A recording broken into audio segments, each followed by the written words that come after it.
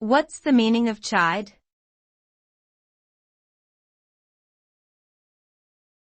Chide.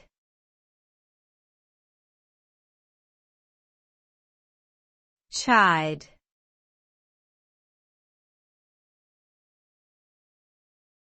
Chide.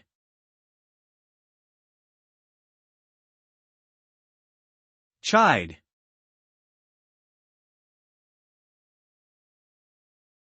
The verb chide means to scold or rebuke someone mildly for their actions or behavior.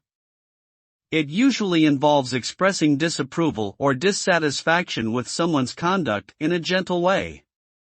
When you chide someone, you are not necessarily angry or upset with them, but rather disappointed or concerned about their behavior. Chiding can be seen as a form of corrective feedback that aims to guide someone towards better behavior or decision-making. Overall, chiding is a way to indirectly communicate your disapproval towards someone while still maintaining a respectful and harmonious relationship.